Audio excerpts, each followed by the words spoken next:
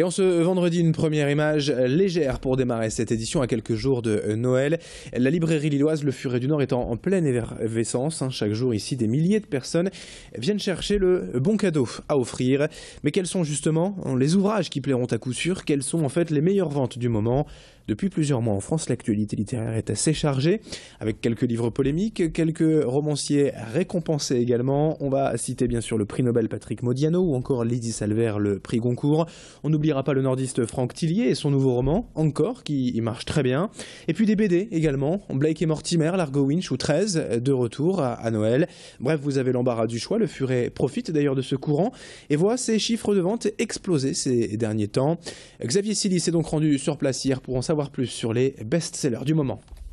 On retrouve donc le prix Goncourt, donc Lydie Salver, qu'on a reçu samedi dernier au Furet pour son roman Pas pleurer, que plusieurs libraires ont vraiment aimé, moi le premier. Aujourd'hui aussi une très bonne vente aussi, c'est le Charlotte de David Fuenquinos, prix Renaudot 2014, prix Goncourt des lycéens. Et puis notre ami Franck Tillier, qui a la gentillesse à chaque nouveauté et à chaque nouvelle sortie de son roman de venir le présenter dès le jeudi de la sortie au Furet du Nord, avec Angor, que vous retrouvez donc aussi dans notre entrée de magasin et aussi dans nos meilleures ventes.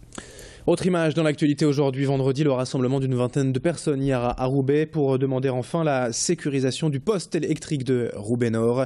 9 ans après l'accident dont a été victime Sofiane, 13 ans à l'époque, gravement brûlé par un arc électrique de 225 000 volts. Le garçon avait en fait voulu récupérer son ballon de foot tombé derrière les grillages et malgré cette barrière, il était parvenu à entrer sur ce site extrêmement dangereux. Début décembre, le tribunal administratif de Lille a déchargé EDF de toute responsabilité dans cet accident. Or, selon la famille de Sofiane, pour être en règle, ce bâtiment doit être cerné par un mur d'enceinte de 2 mètres de haut, ce qui n'est toujours pas le cas 9 ans après l'accident, selon eux. Je vous propose d'écouter le témoignage de la maman de Sofiane, recueilli hier chez elle par Xavier Silly. On ressent qu'on a eu de la justice. C'est pas normal qu'une centrale électrique qui est plantée au cœur des 3 quartiers densément peuplés d'habitants et d'enfants et qu'on ne sécurise pas ce site, puisque ce site n'est pas sécurisé. Ils ont beau à dire qu'ils sont sécurisés, mais ils ne sont pas sécurisés, puisque le mur qui se trouve dans la rue de Tourcoing, où les enfants ont pu accéder dans ce site, il ne fait pas 2 mètres le mur.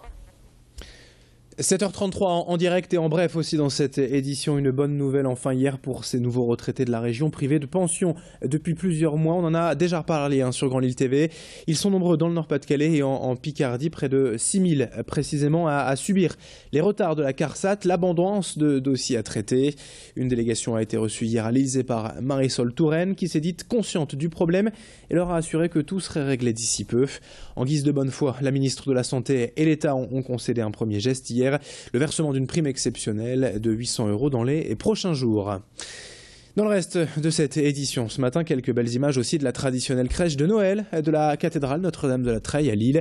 Après la Pologne l'an dernier, c'est le Pérou qui est cette fois l'invité d'honneur du diocèse. L'artiste Benjamin Pizarro Lozano est donc venu de ses Andes natales présenter ses petites sculptures. Une cinquantaine de personnages, des crèches, des retables, des croix. Le tout réalisé avec des matériaux simples comme la fécule de pommes de terre ou d'autres plus nobles comme la pierre d'albâtre par exemple. L'artiste sait aussi manier le métier à tisser pour habiller ses créations. C'est à découvrir pendant cette période des fêtes jusqu'au 4 janvier précisément, tous les jours à la cathédrale Notre-Dame de la Treille à Lille. Présentation donc en images et avec ses propos de visiteurs recueillis par Xavier Silly. J'ai découvert ces crèches péruviennes donc. Des matériaux assez simples, mais beaucoup de couleurs, très colorées, qui représentaient vraiment les scènes quotidiennes au Pérou. Et c'est vraiment ça l'esprit des crèches, comment accueille-t-on Jésus dans le quotidien de chacun. Et ça m'a vraiment émue. Et en même temps, il y a aussi des crèches faites avec des matériaux plus nobles, comme cette pierre qui est sculptée, cette pierre magnifique blanche qui est sculptée, qui est symbole de pureté et de noblesse. Et non, c'est vraiment une exposition très touchante. Et puis on va continuer de se faire plaisir dans cette édition. À l'approche bien sûr de Noël, en cette période de fête, le portrait du jour, c'est un chocolatier lillois, Luc Olivier, tout juste reconnu par le Bottin Gourmand parmi ses 100 meilleurs pâtissiers chocolatiers de France. La maison Olivier fêtera ses 135 ans. En 2015, une tradition familiale démarrait à Sizouin, tout près de Lille, et puis de boulangerie en pâtisserie. Luc y a ajouté sa passion du chocolat. Il est installé à Lille dans le centre depuis 10 ans et propose une carte variée d'une vingtaine de saveurs, avec quelques déclinaisons selon la saison et ses envies. Parmi ses incontournables, citons le Paris-Brest, l'éclair au chocolat, plus récemment le Guérande ou encore même le dernier, le Petit Luc. Autant de plaisir à découvrir pour Noël et c'est Xavier Silly qui ne s'est pas fait prier pour aller découvrir ce chocolatier hier à Lille. Ma distinction, c'est que j'ai été élu par le Bottin Gourmand Magazine parmi les 100 meilleurs pâtissiers chocolatiers de France. D'accord. C'est quoi votre secret? Je n'ai pas de secret, c'est plusieurs années de travail, c'est une trentaine d'années de travail derrière moi qui font que voilà, aujourd'hui, ils m'ont élu parmi les 100 meilleurs pâtissiers chocolatiers de France, mais j'ai pas de secret particulier, je dois ça à mon père, je dois ça à le nôtre également.